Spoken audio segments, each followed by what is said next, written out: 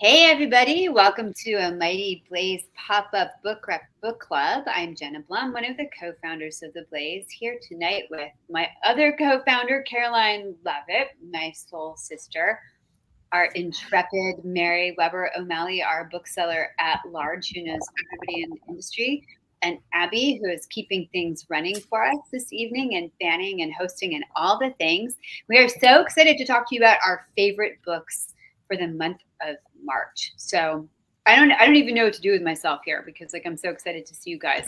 In fact, I think I will just drink my beer and say cheers and thank you for joining us during, I know this is like the red carpet for the State of the Union, so that like everybody's like, hey, President Biden, who are you wearing tonight? Hey, but thank you all for skipping that State of the Union red carpet to join us and talk about books. So y'all jump in. Like, what are your favorite books this month? Tell me. Caroline, why don't you start off and then I'll take one and we can go back and forth. Okay, I have a bunch of them. Now, because I review, I'm always reading like 3 months ahead. So some of these books aren't out yet, but they're really so good. I was talking to Mary about this book. Elspeth Barker, Notes from the Hen House, was assigned to me for review. And I thought, I don't know who this person is. And on the back, it said, she's the writer of O Caledonia. And I didn't know that book either. So I started to read this book and I just got so sucked in. It's about, she married a poet. It's about her life on the farm. It's about roosters. It's about chickens bullied by roosters who turn into roosters. It's about writing. And the thing about this book so much is by the end of the book, I felt like, you know what? This woman's my friend, and unfortunately she passed away. So, but that was all brought up by her daughter. I have 2 books on publishing that I really love. One's out, one isn't. The one that's out is Beyond Blank. And the thing that I love about this book is there's always outlining passages where she talks about some book is just not fair because some books that are truly wonderful never get the press they deserve, whereas other books that may not be the best of the best are, climbing the New York Times bestseller list. And it's about control and not having control. And the wonderful thing is I got to talk to Zibby for the Blaze just an hour ago. And that woman is she does everything. I mean, she owns a bookstore, she owns a magazine, but she's so genuine and she's so, she's not on. She's just who she is. So another book by the wonderful Francine Prose, who I love madly, 1974. This is about when Francine, she was trying to be a writer, trying to find herself, and she gets involved with Daniel Ellsberg's partner in the, I'm sorry, my brain is frying, the Pentagon Papers, and he's slowly coming unglued. And it's just, Francine Prose is absolutely wonderful, and everybody wants to read this one. I think Mary has this book on her list. It's After Annie, right? I think I saw that in your file, by Anna Quillen. This book is so freaking great. It's literally, I mean, I always liked Anna Quillen, but this book is it's like a master class in writing. It's that good. It's the title character Annie dies at the beginning, but that's not who it's about. It's about Annie's best friend, Anne Marie, and how she's fighting addiction. It's about Annie's daughter and her kids trying to find their way. It's about her husband and whether he'll find love or not. It's actually a beautiful book filled with hope. And the other thing I want to say about Anna is I saw her actually at some festival that Zibby put on, and I got to meet her. Anna's the real deal too. I mean, she's like, that's why I love meeting authors. I mean, Jenna's shaking her head. We've talked about this. She's absolutely the real deal. And the last one I want to talk about is a Blaze favorite, David Duchovny. Yes, bring him back, Caroline. Bring him back. I did not get to molest him. I don't know if he will. I was able to David Duchovny to come on the Blaze because I had reviewed one of his early novels for the Boston Globe years ago. And this book is actually really great. I mean, it's always dicey when you see, oh, celebrities wrote a book. God save me. I'm going to jump off my house. But this is about this guy who's living by Central Park, and it's during the pandemic. And he starts seeing this Morse code coming from another apartment building, and it's from a woman. And it's just this beautiful meditative book. And David Duchovny doesn't write like he acts. I mean, when he acts, he's kind of, some might say smart ass. But this book is so thoughtful and so intelligent, and I just loved it. Just absolutely loved it. So those are my books for the month. Can we dish, when Mary dishes her books, can we dish about David Duchovny? For those of you who have not seen this interview that Caroline did, it is You gotta on watch our YouTube channel. It is amazing. Caroline was like, Jenna, you cannot come on this interview and like walk around in the background like Kristen Wiig and be like, oh my God, my breast fell out of my shirt again. How did that even happen? But Caroline was kind enough to let me come on and introduce. He's very cute, but Jenna, he has a 22-year-old girlfriend now. I'm 22. I'm 22. Oh, right, that's right. I'm sorry. I forgot. You just had a birthday from 21 to 22. Right. I write fiction. But I mean, the thing is, it's like Caroline is quite right. He's very philosophical. And their conversation was like super deep. It was not like X-Files. It was not like teleportation. It was like, this man should have a long white beard and be sitting on top of a mountain. He's super, super smart. Book sounds great. And Anna Quinlan also was on Blaze. And I know that because I had the ineffably great privilege of interviewing her. And she's one of my idols. And she's fantastic. And she's out on tour right now with her friend, reading with Robin and a whole bunch of other people. If you have a chance to go see her, do. Because she is like a soul. Yeah. And when you love the writers, it's so nice when you love the books too. It just sort of makes it better. That's a perfect segue into my first title, friends.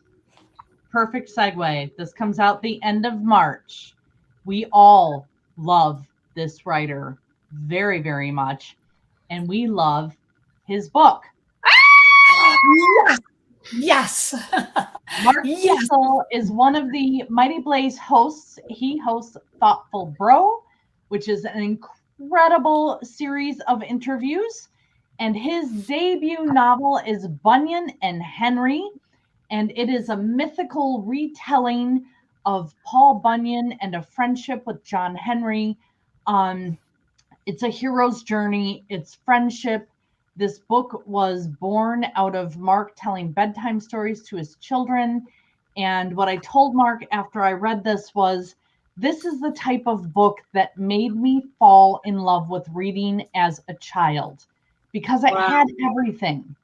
It has this escapism, but it's not all rainbows and unicorns. It is, a dreary, dark world that this takes place in, and yet the underlying theme is always hope. And I loved that about this book. I get to be in conversation with Mr. Mark Cecil when he's here in Chicago. And then I will be moderating a conversation with Caroline and Mark at the Unbound Book Festival in Columbia, Missouri, the third week of April. So that's my first title, Bunyan and Henry. It is unique. It is a buddy read. It is a parent-child read. Great conversations to be had around the themes in this book. It is a multi-generational read. This is something that grandpa could read, mom or dad could read, and a child could read and have a conversation around it. It's just amazing. So Bunyan and Henry. And my next book this coming week, this guy will be on Thoughtful Bro, Tommy Orange, Wandering That's Stars. wild. That's so great. Yes. So Tommy Orange is, I fell in love with his writing with There. He is a powerhouse author. His writing is incredibly powerful. His storytelling, the way he weaves together various characters into one story is just amazing. Wandering Stars traces the legacies of the Sand Creek Massacre of 1864 and the Carlisle Indian Industrial School through to the aftermath of Orville Redfeather's shooting.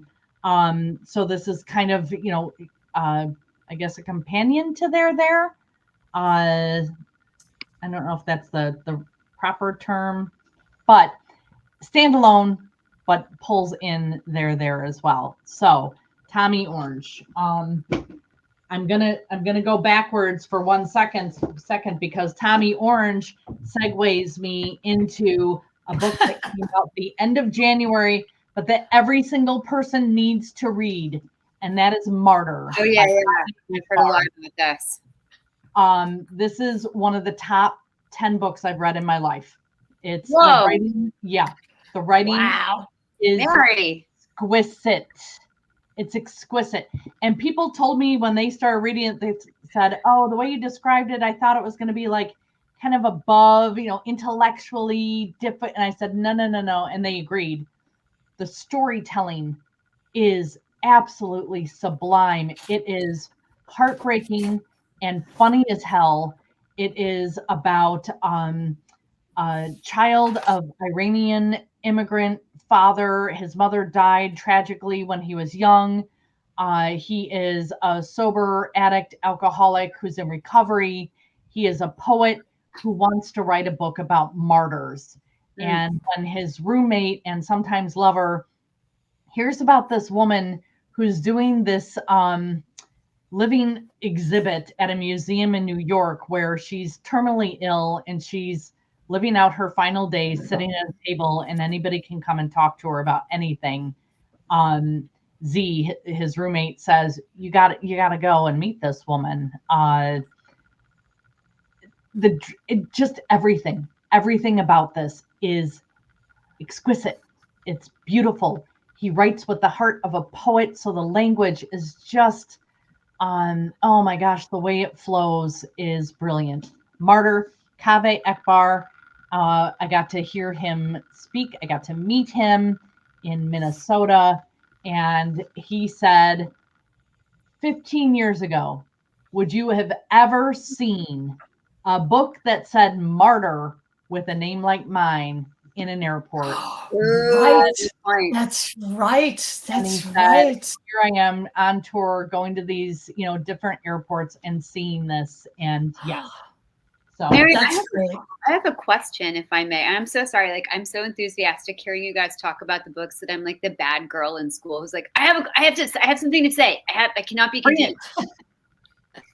Did anybody ask him, and this may be out there in the zeitgeist somewhere, but did anybody ask him about the exclamation point in the title? Was that his decision? Was it the publishers? If it was his, did they push back? Like, don't know. That's a good question. Not at my event that I was part of, but that's interesting.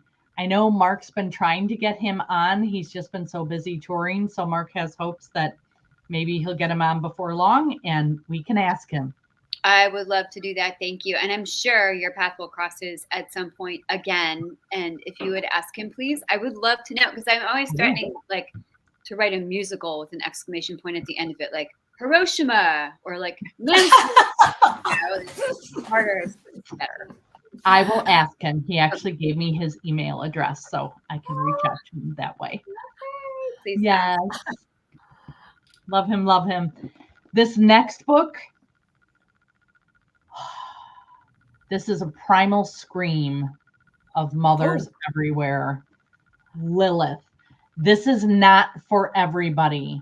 Trigger warnings. It deals with a school shooting and a mother's rage when her child is critically injured during the shooting. Holy cow. From the first paragraphs on, this book like grabs you by the hair and drags you through the pages, whether you want to or not. Me too. It's incredible. Eric Rickstead. Mother, hero, villain, killer. After her son suffers traumatic injuries in a school shooting, single mom Elizabeth Ross grows enraged at men in power. If they won't do anything to help end this epidemic of violence, she will. Believing it's her destiny, she sets out to awaken the world to the cowards these men are and commits her own shocking act of violence. Oh, I'm so there. So good. So good. It's just amazing. I'm telling you this. Oh, like I had to set it down and make myself get up and like do a lap and remind myself to take a breath, because you find yourself just holding your breath as you're reading this book. Whew, whew. That was crazy. So as you were talking about Zibby and why some books, go to the top of the bestseller and other ones, that is my passion as a bookseller, to find these books that should be bestsellers and do everything I can to make them so. Like Lilith. That's why we love probably it. would have made it on its own, but I was actually written up in Publishers Weekly because at our fall conference, I grabbed all the Galleys of Martyr and ran around hand selling it to my fellow booksellers. So I take a little bit of credit. This one, the author sent to me, and I was like, I don't have. And then I started reading. I went, oh my God, the story is so well told. And this woman is amazing. Oriana. Oh, And this is by Anastasia Rubis. And Oriana Fallaci, Fallici, ACI. He was a brilliant and glamorous Italian journalist. oh yeah, I know. Yeah. I remember that. Yeah. In the 70s, she took on Kissinger, Arafat, Robert Kennedy, Indira Gandhi, the Shah of Iran, and she pinned every one of them to the wall. She'd go in there sexy and smoking and her eyes done up in a short little skirt, and they'd be like, oh, look at this cute, and then she'd be like, boom. And a lot of them were not happy with the way they came out looking after her interviews. So this is her story, which perfect for Women's History Month, because more people should know about this woman. She was the Italian Barbara Walters. And this goes into, all of her successes as a journalist, and they were huge, but how she could not find that success in her personal life. She kept falling for the wrong men. She allowed herself to be treated poorly. She wanted a family, and she spent her whole life struggling in that regard, even as she was doing so well professionally. So this is one of those books that I really did not expect to fall in love with as much as I did. That's the best. Yes, the writing is just fantastic. All right, I have two other ones that are along the same vein that I just want these blasted out everywhere. The first one is Worry by Sandra Tanner. If you are a friend or a fan of Seinfeld and the writing, that dialogue, and a bunch of characters, each one is a little just uncouth, more uncouth than the one before. This is a pair of sisters that a Seinfeldian debut novel about two sisters turned roommates navigating an absurd world on the verge of calamity. It's March 2019. 28-year-old Jules, anxious, artistically frustrated, and internet obsessed, has been living alone in the apartment once shared with the man she thought she'd marry when her younger sister Poppy comes to crash indefinitely. Poppy, a year and a half out of a suicide attempt that only Jules knows about, searches for work and meaning, while Jules spends days hate scrolling the feeds of Mormon mommy bloggers and waiting for life to happen. The dialogue is so brilliant in this book. I love the cover, Worry. It's just a funky and fun little cover.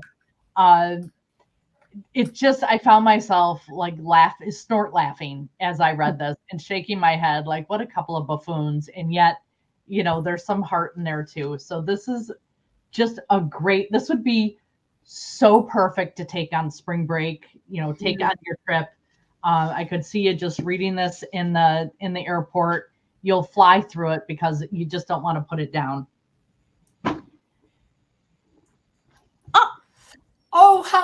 nice. Eric, my guy. I love Eric. He's just absolutely awesome.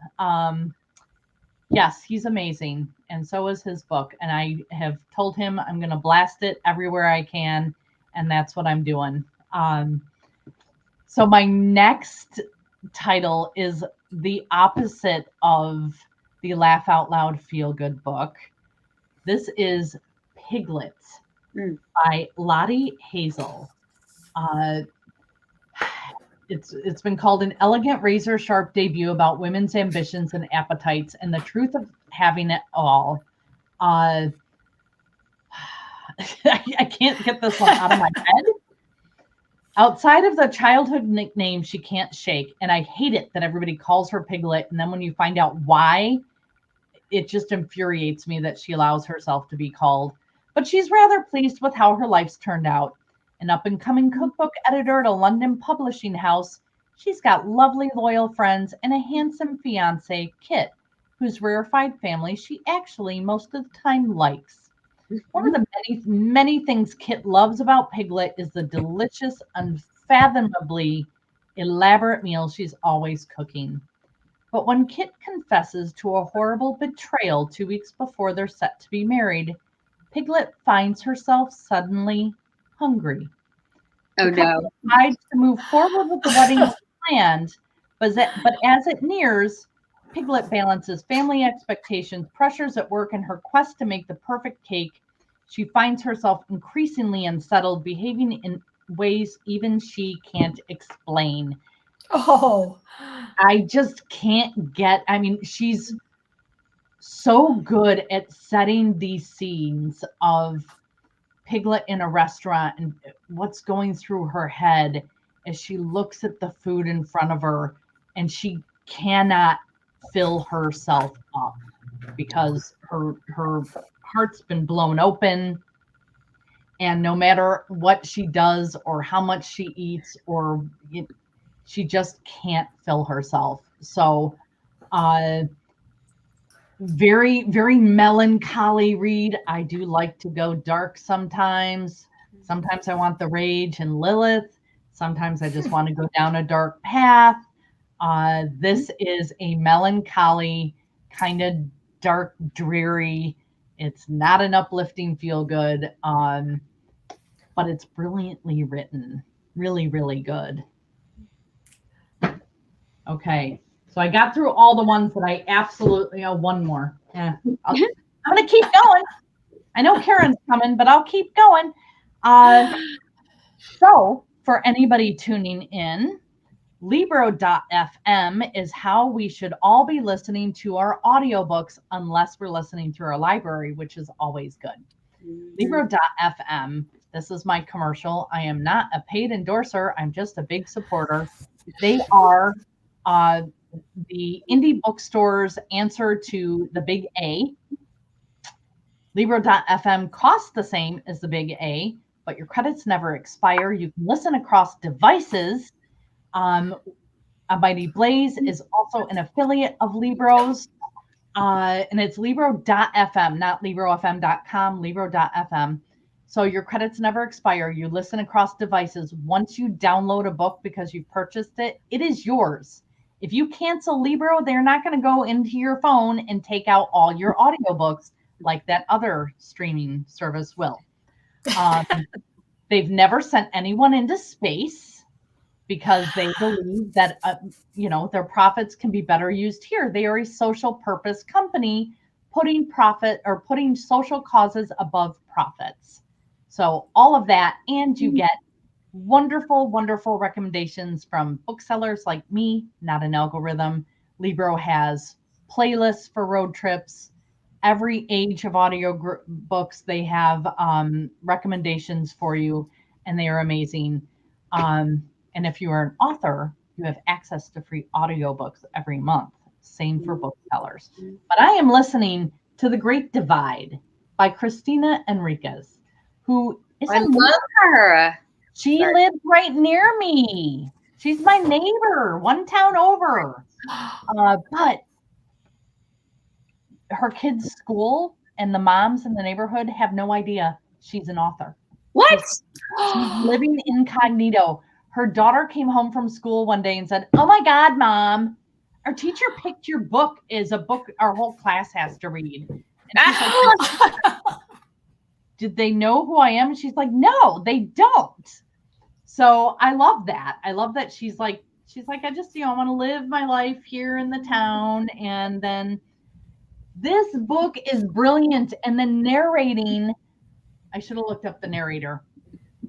The narrator is one of the best I've ever listened to. Wow. So The Great Divide is an epic novel of the construction of the Panama Canal. Christina is the author of the Book of Unknown Americans. So the canal, Christina found out that somebody in her family, I don't remember if it was a great-grandfather, but somebody worked on the canal. And, I grew up with American propaganda hearing America went down to Panama and built this canal, and we did things that nobody else could do. But as is often the case, they weren't super keen on having us there. So this book takes 4 characters. You have Francisco, a local fisherman who resents the foreign powers clamoring for a slice of his country. Omar, his son, who goes to work as a digger in the excavations zone. Ada Bunting, a bold 16-year-old from Barbados who arrives in Panama seeking work to help pay for her ailing sister's surgery. And then John Oswald, a dedicated scientist who has journeyed there to eliminate malaria. The narrator, the way she takes these voices and these personalities and makes each one so different. It is such a compelling story. The way that Christina weaves these stories together around the building of this canal and weaves in the history and what it was like for the Panamanians who had this going on. It's just an amazing, incredible book, and highly recommend this as an audiobook. Highly, highly recommend it. It's brilliant. Hi, Karen. Hi, Karen. Right. I'm going to do 2 more, and then I'll turn it over to Karen. I was talking about this one before we started. This came out the very end of February, and it is absolutely beautiful. This is Grief is for People by Sloane Crosley. Oh, yeah. It's been on my table for a while. It got sent to Skylark, so it took its time making its way to me, but it had a personal note in it. When an author writes me a personal note, I really try to, at some point pick it up and read. It just kept staring at me from the TBR, and I'd pick up a thriller, and I'd pick up this, and I'd pick up that. And so I was like, all right, I need a change of pace. Let me pick this up. This is such a beautiful little book. It's just incredible. She explores, it's a memoir. She explores multiple kinds of loss.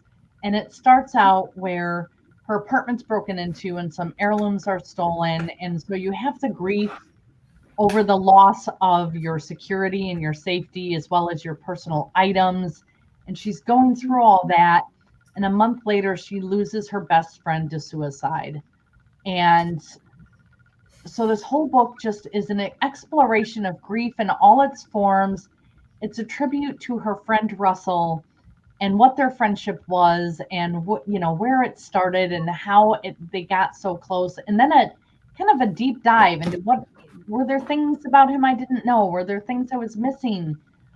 Because it was just a shock to everybody. Nobody saw it coming. Writing is absolutely beautiful and lovely, and it's one of those books that I just keep thinking about it, day after day after day. Something will pop into my mind and I'll think about what she wrote in this. Last year, Daniel Wallace came out with what did I say the title was? It was another memoir on death. Oh my gosh, it'll come to me. I had it at the beginning of the show. This Isn't Going to End Well. That was the title, which was another kind of exploration on grief over family members' death by suicide. So if you read that or Barbara Becker's Heartwood, you'll enjoy this book. It's really well done. And then my last one, I have others, but Karen is here now. This one, oh my gosh. Bye Baby by Carola Lovering. This is a thriller. She's the author of Tell Me Lies, which is now a hit Hulu series. And I'll read the back because this gives you a perfect snapshot into what this book is. On a brisk fall night in a New York apartment, 35-year-old Billie West hears terrified screams. It's her lifelong best friend, Cassie Barnwell, one floor above, who just realized her infant daughter has gone missing. Billie is shaken as she looks down into her own arms to see the baby, remembering with a jolt of fear she is responsible for the kidnapping that has instantly shattered Cassie's world. It's messed up, man. This is a messed up friendship that just has you like shaking your head going, oh my God. So well written. And it's got those really super short, I call them potato chip books because they're those little short chapters that are like 2 pages long. So you're like, just one more, just one more, just one more. And before you know it, the bag is gone and you've turned the last page. So bye, baby. And hi, Karen. Hi, Karen. Hello, hi. Let me introduce Karen for those of you who have not met her before. You do know her anyway, because if you get the Blaze newsletter, which is why you are here, one assumes, you know that Karen is pulling your puppet strings as readers because she is responsible for the Blaze newsletter. She's also a producer. She also does graphics. She also does the schedule. She basically does everything. She and Abby like run the Blaze. I'm probably leaving out several of your hats, Karen, but you can correct us. And she's also a bookseller. So, and she's a writer. Mm-hmm. So tell us what your books of the month are. Yeah, great. So I have 3 books today. I have 2 that came out in February and one that's coming out, I think, in like 2 weeks. So my first one is The Things We Didn't Know by Elba Iris Perez. And this one was an inaugural winner of Simon & Schuster's Books Like Us contest. And it's a debut novel. It's a coming-of-age story which explores a young girl's childhood between 1950s Puerto Rico and a small Massachusetts factory town. So it's about Andrea Rodriguez and her brother Pablo. They come to Massachusetts from Puerto Rico when their father gets work in a paper mill. But their mother, Raquel, she always is trying to get back to Puerto Rico. And after several tries, she takes her children back there. And it's kind of about that experience and how it changes them. And so it's a story about family. It's a story about betrayal and abandonment. But it's also, more importantly, about love and hope and like the bond between siblings. And it's a very powerful story. And it's one I really highly recommend. And that came out in February. And my second one is called The Other Valley by Scott Alexander Howard. Yeah, there you go. This one also came out in February, and it's a Goodreads most anticipated fantasy, science fiction, and horror book of 2024. So this is an elegant and exhilarating literary speculative novel about an isolated town neighbored by its own past and future, and a young girl who spots 2 elderly visitors from across the border who are the grieving parents of the boy that she loves. So this is a really unique and interesting story. It's really well written, and it really kind of messes with your mind because it makes you wonder, like, if you had a chance to go to like your past or to go to your future, like which one would you choose and what would it do to you and how would you react? And so this is a really, again, kind of a fantasy novel, but very interesting. And I was really drawn into it from the first. It's got some strong and brave characters as well.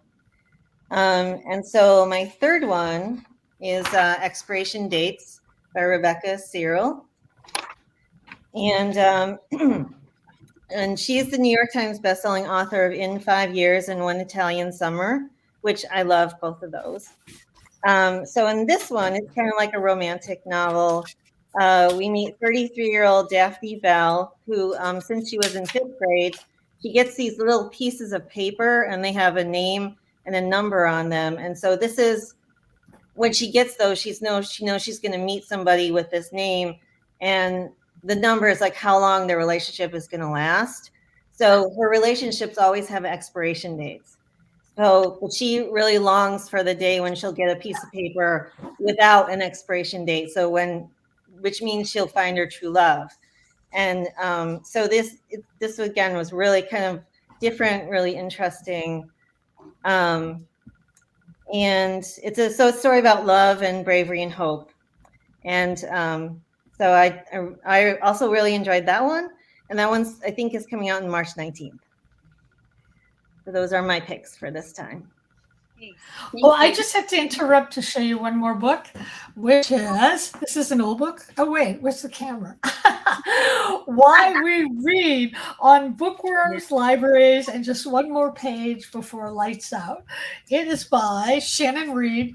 And Shannon argues that, well, she doesn't argue, she very gently leads you to the conversation that you should never feel badly about any of your reading choices. Read what you love, and read as much as you love. And she also has personal anecdotes about how reading saved her life. And it's like the kind of book where you want to buy like 20 copies and give them to all your friends and keep some for yourself too. But it's a wonderful book. And here's the great cover again. All right. So I have I have two questions and I only have one book. So, but I have two questions and I would love everybody to answer this on this whole call before we dismount. And that is, when was the time when reading saved your life? Because I think everybody probably has that. And while you think of the answer, like, when was the time when reading really saved your life?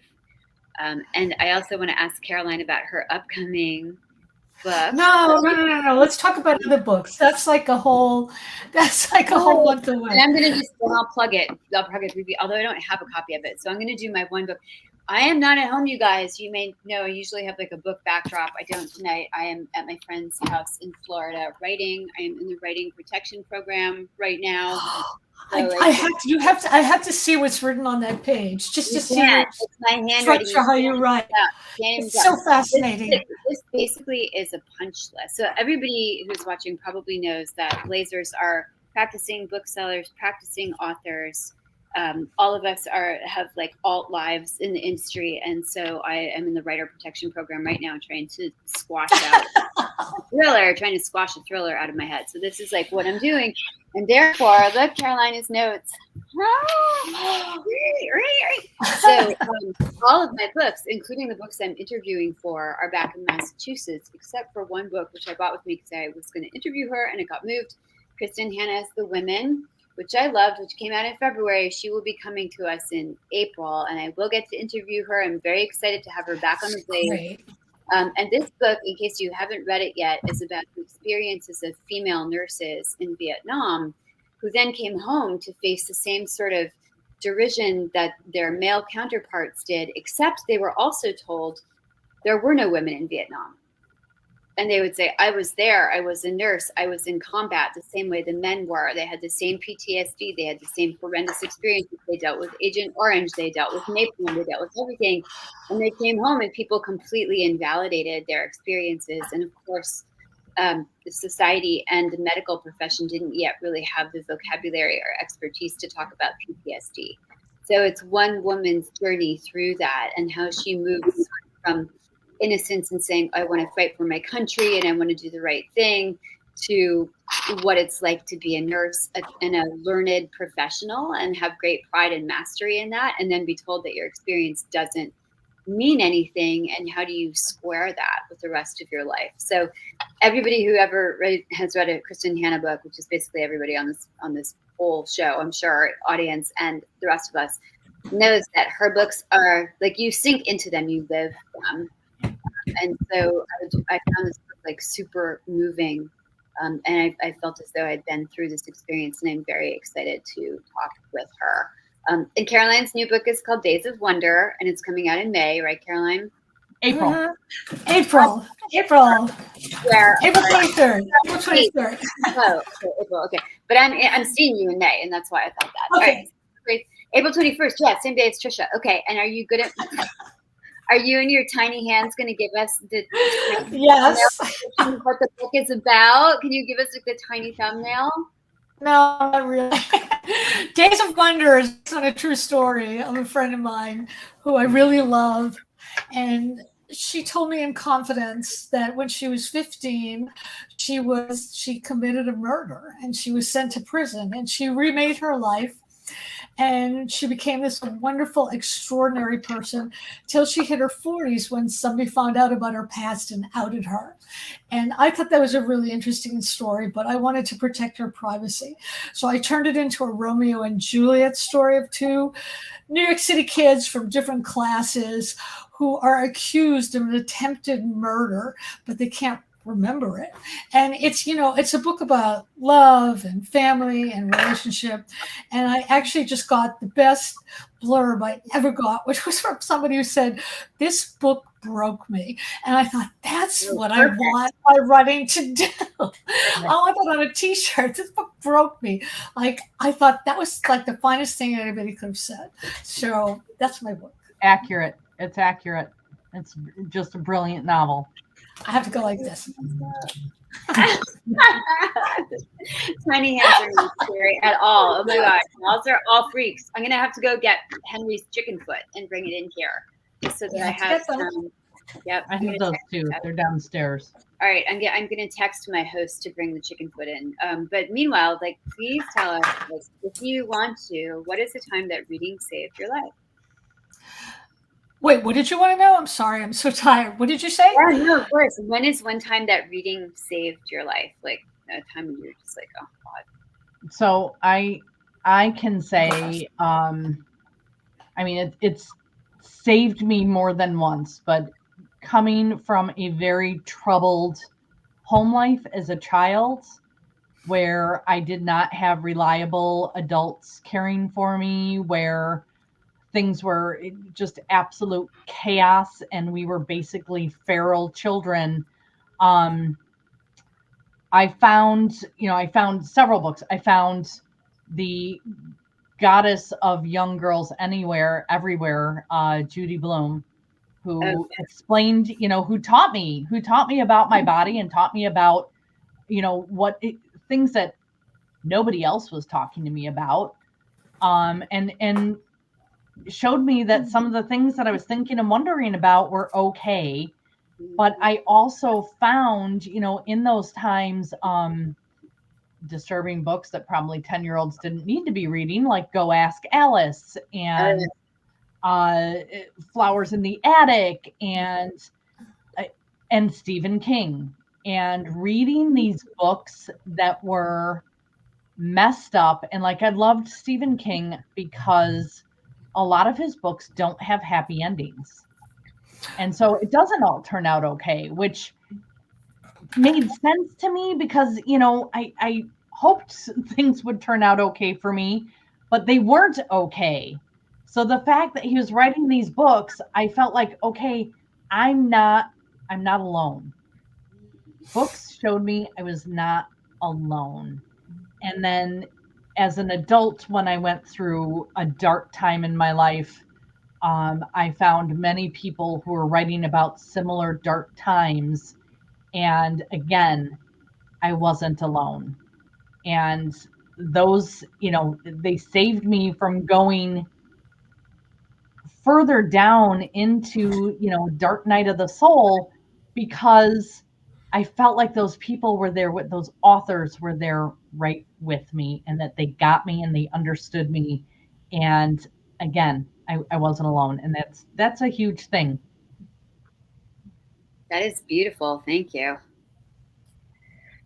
I agree with you, Mary. Books have always been just part of my life. When when there used to be more bookstores, my favorite thing was to go in the bookstore and just spend so much time. But in particular, in like 2005, it was kind of a difficult time. And I found a book called John by Cynthia Lennon. So it's about John Lennon, written by his first wife.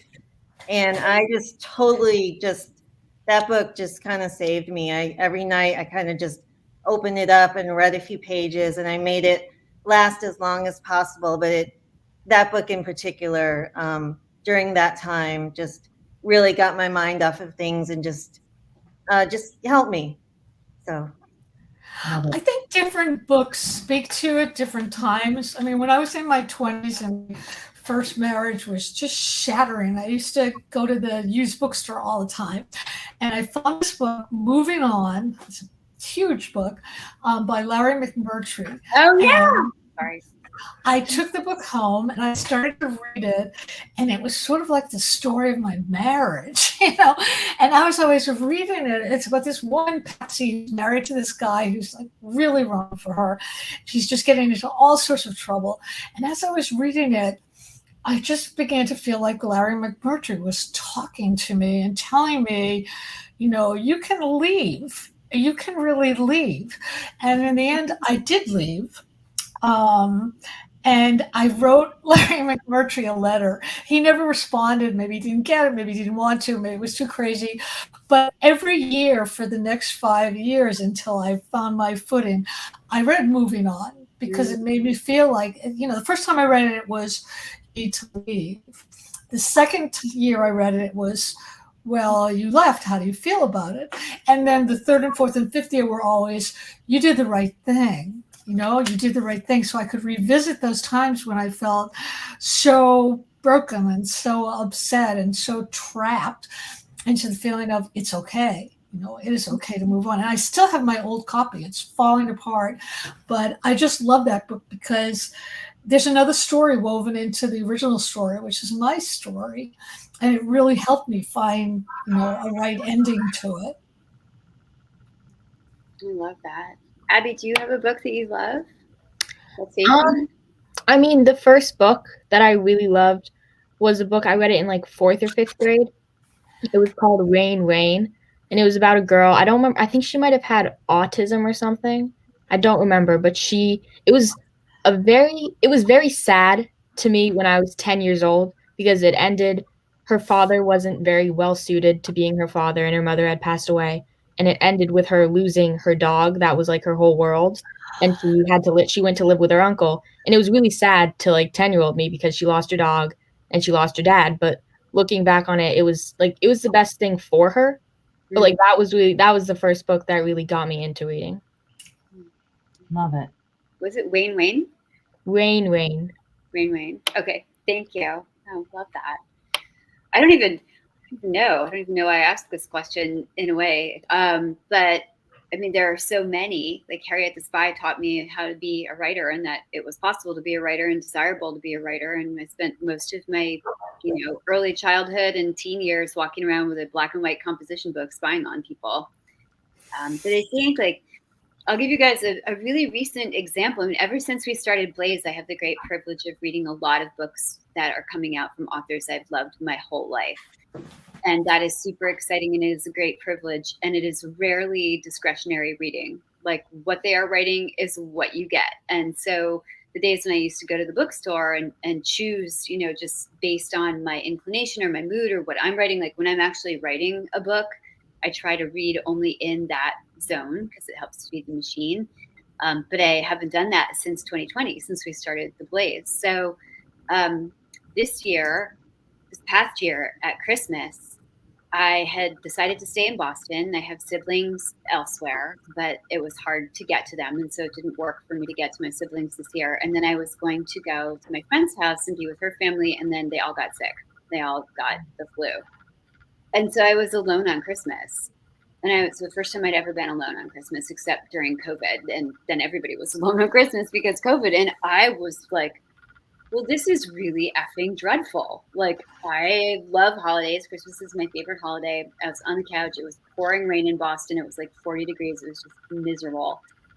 And I was like, wow, And so I took down one of my top 5 favorite books, a book by Susan Isaacs, who wrote Compromising Positions back in the 80s. And she wrote this girl spy book called Shining Through that I love so much. And that became a movie with Melanie Griffith and Michael Douglas, and which is also excellent. And I spent the whole day, literally the whole day, lying on my couch rereading Shining Through. And like for like a 12-hour reading stint, and I would get up to like take my disgruntled dog out and get something to eat, bring it back to the couch and read. And it was such a joy and a delight to saturate in reading in that way that was like not done for any professional thing or done for even out of love for an author. It was done because I was like, I love this freaking book. And the next day I got up and I had the book is about this girl from Queens who's a secretary. She gets kind of caught up in the war machine and she goes to Berlin to fight the Nazis. And like all the Susan Isaacs books, you could be sitting in a kitchen with her having like a cafe clutch and like dishing about the neighbors and whatever. It's very colloquial, very ballsy writing and very, very funny, kind of like Nora Ephron. And the next day I got up and I was working on this book that I'm working on now. And I sat down to write and a whole new character came out. And it was like, I was like partly inspired by thinking, Wow. I can do a voice like that. Like, I don't have to be constrained by, you know, the narrative voice. I can do a voice that just is full of life and full of vigor and whatever. And it was like sticking my hands in a freaking socket. And I like wrote this whole scene and I was like, holy God, where did that come from? I like took my hands out of the socket and I was like, well, I guess that is now my book. So That's great. book like led me back to the joy of reading, but also to the joy of writing, because I had not been feeling it and I had been in the trenches and just like making pages because I had to make pages. This was like something came through me.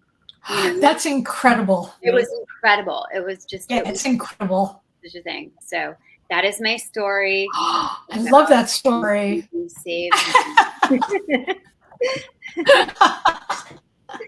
That's a great story. Woo! Yeah, it was a thing. And so, I mean, I hope it's so funny too, because the book is sort of built around this one character. There are other characters, but every time I sign on to write this character, she's in first person. I haven't written first person since grad school. Nobody liked it then, but like every time I plug into her, she's like her own person. She just walks in and takes over. And it's Love like it. Susan Love Isaac's it. homage. So there you go. I do have from Ellen, who is one of our debut interviewers. She has said I couldn't get on tonight, but Joyce Maynard is my most highly anticipated book, How the Light Gets In, which is a sequel to Count the Ways. And if some of you are big Joyce Maynard fans, like who isn't?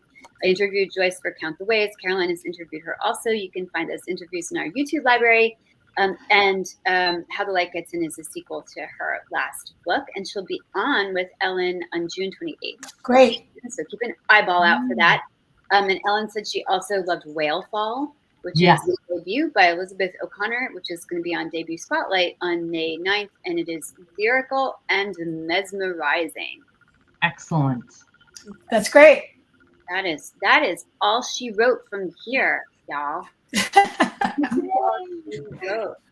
So, do we have Oh any- wait, I'm so sorry. I have one more, and I gave my arc away, but Karen heard me talking about this, and it's messed up in all the right ways. It's called Say Hello to My Little Friend. Oh, I know that book. I know that book. Yeah. Crusette. And it is 2 storylines. One is Izzy, who is a Cuban refugee to Miami whose mother died on the crossing over, and he is a pit bull impersonator, but he gets a cease and desist, so he's got to find another way to make a name for himself. So he comes up, he's gonna say hello to my little friend. He's going to play the game and get the suit and then get the job to get the cash and do all this stuff. And then he's delving into his past, and people are like, quit looking into your past. Stop. There are high-powered people involved. Do not go there. But he's got a plan. And then the other storyline is Lolita. Lolita is an orca who was taken from her family when she was 4 and forced to spend the next 5 decades swimming in a circle in the Miami Seaquarium. The way these 2 storylines come together is an ending that will make you like shriek and throw the book I will never, ever, ever get the visual out of my head. It's incredible. Absolutely bananas. So say hello to My Little Friend by Janine Capo Crusat. It's got a great title. Yeah. Great title. Definitely. And Definitely. that's my last one. So Jenna went away. Yes. Jenna, she disappeared. All right. Well, thank you everybody for joining us. Yes. Hope Thank heard you, some great everybody. titles. Thank you, Mary. Thank you, Abby. Thank you, Karen. Thank you, Invisible Jenna. And if you heard some titles that you are looking to purchase, our bookshop stall, A Mighty Blaze, please go to our bookshop stall and you can order them there. Bookshop is our other indie alternative to the big A, which we don't like. And you get great deals on there. So go to bookshop.org and order any of these titles there or from your local indie or Libro.fm. And follow us on The Blaze. Follow us here. Follow us on Instagram. Follow us. Definitely go to YouTube and subscribe. Great stuff on all of those channels. And then subscribe to our newsletter, which Karen puts out, so you can see all of the weekly interviews that are coming up. Thank you, everybody. Thanks, everybody. Bye. I'm back. Bye. Just in time to say goodbye. Thank you, everybody, for showing up. Thank you. Happy reading. Bye. Bye.